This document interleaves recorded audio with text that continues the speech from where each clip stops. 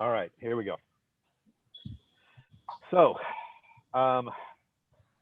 the problem that I see most people having right now doing these assignments is digital literacy is how to send something and use Word or Pages or Google Docs. And a lot of times people just don't know what it is. And Rashima, do you see the PowerPoint on your screen? That's what I want to make sure you see. Yes, sir. It says Intro to Digital Literacy. Yes, sir. You see that? Yes, sir. Okay. So, let me do one thing with my computer real quick. I'm sorry, I cannot hear you. So I'm going to do this.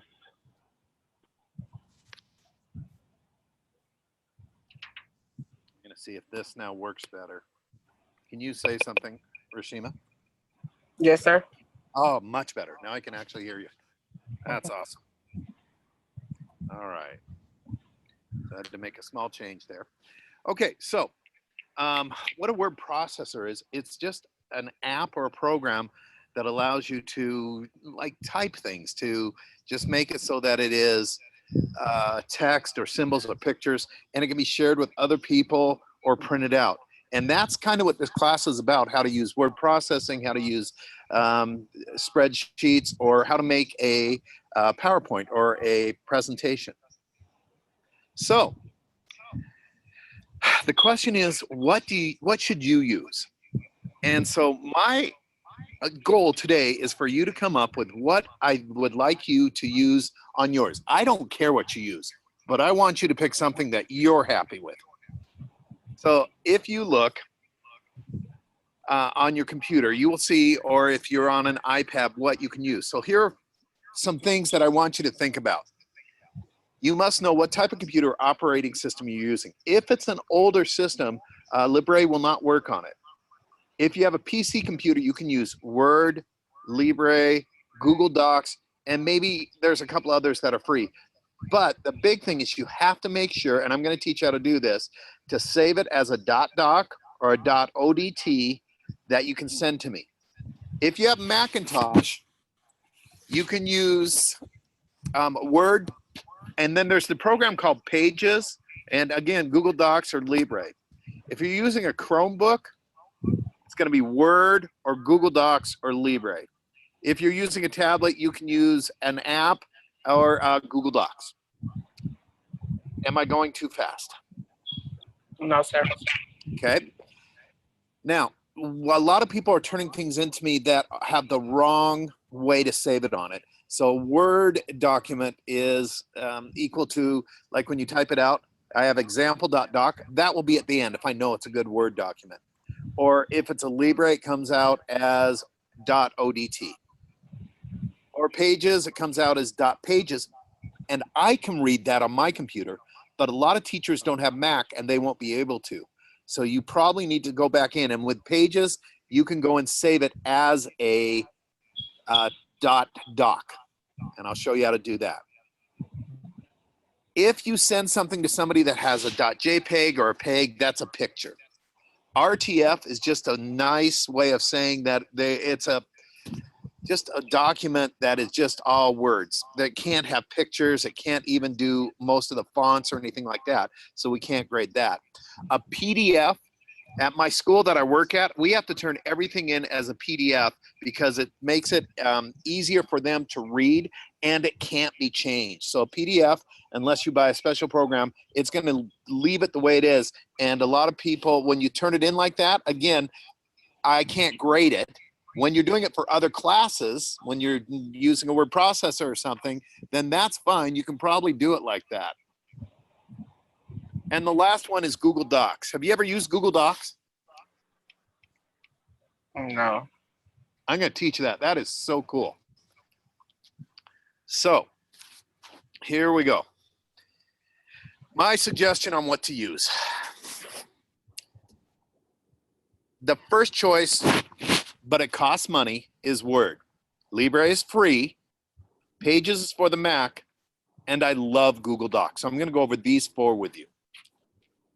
So the first one, what is Microsoft Word? Do you have that on your computer? Um, I think so. That's a real easy one to use. And it's the most popular. It does cost money, but it's very, very easy to use. And I'm going to show you a demo of it real quick. So I'm going to go out of here. And here is the demo of Word. It takes about 2 minutes, and I'm going to talk through it. So down here, it's the W is Word right there. And then when you load it up, it lets you pick blank documents, anything like that. So if I go up top and I go to New Blank Document, it loads it up. And everything is right here on the side. So I can just go there. And on the assignment that we have, it says that it wants it to be Arial. So I have to change the font. And that's what I'm doing right here is changing a font. And it said to change its size too. And that's the 2 places that we did. Okay, I'm gonna stop that. Does that make sense so far? Yes, sir. Okay. And so I'm just gonna type out my name. And this is a recording that I made a while ago. So I'm just gonna talk through it while it's going. And I really struggled typing on this one for some reason. See what I mean?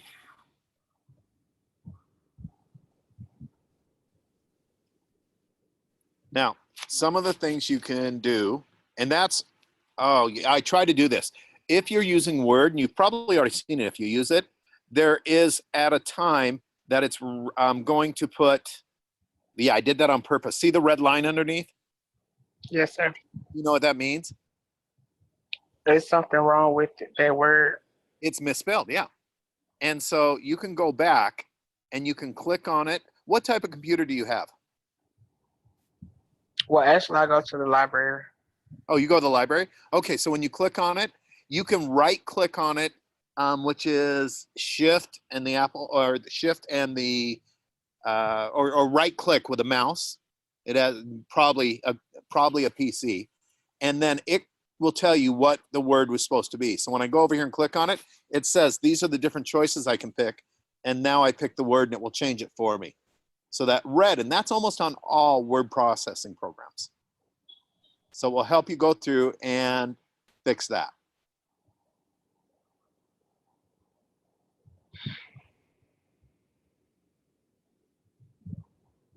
I really did struggle typing with this. Okay, now also it said it needed to highlight. So I did my name, and up here, this is how you highlight something. You just click on it there. Did you see that? Yes, sir. Okay. And you can also do things like bold it, make it all bold. Or you can italicize it, making that it's that, and that's with the I. Or you can even underline.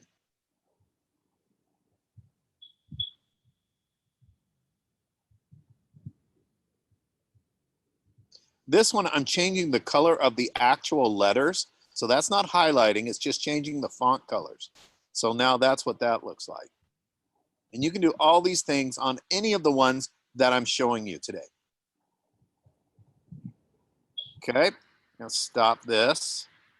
And I am going back to my PowerPoint. Okay, so do you have any questions on Word? No, sir. Okay, so that was a demo of Word. And if you want to get more, these are some websites that you can go to on YouTube and it will show it. Now, one thing I did do is I put this on my folder, and at the end, I'm going to share it with you. So you can pull up this PowerPoint and skip through the slides you don't need and just go to the spot that you do to look at it. Okay. Okay. On this one, if you get your own computer, this is a really powerful thing, and it's free. It doesn't cost any money. It does everything Word does. They ask you at the end when you download it, and they go, do you want to donate to us? Well, you don't have to, but if you want to, you can. Okay, so I'm going to show you a quick sample of Libre.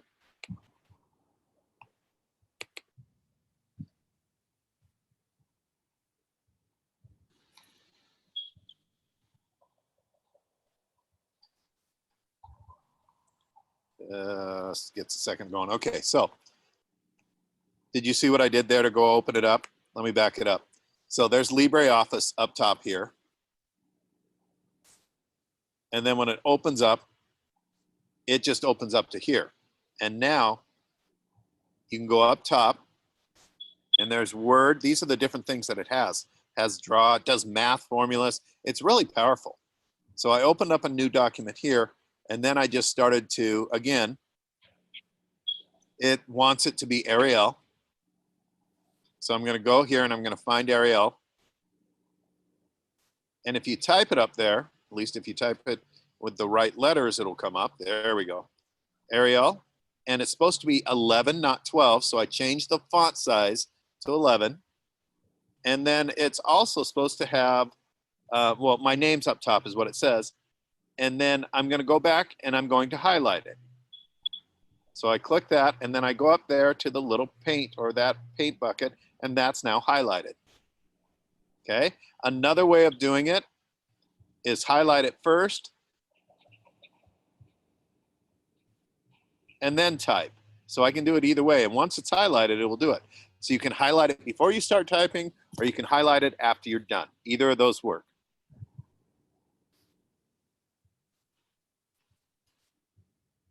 You have to make sure that you get it turned off because that was not off.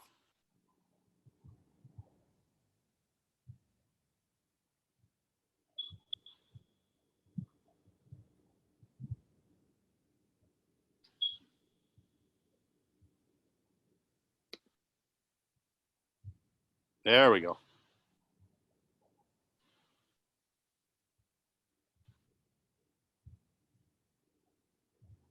No fill. Better work this time. There we go.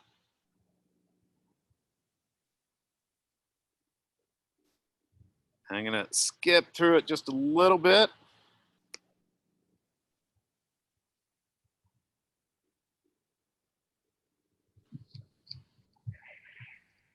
Okay. Now, font color. I want to change that. I can click on this, and I'm going up, and I'm changing the color to red, so that will be red now. The other thing, there's underline, there's bold, and this one, I'm going to underline it. The next word I'm going to do, the new, I'm going to italicize it. And the last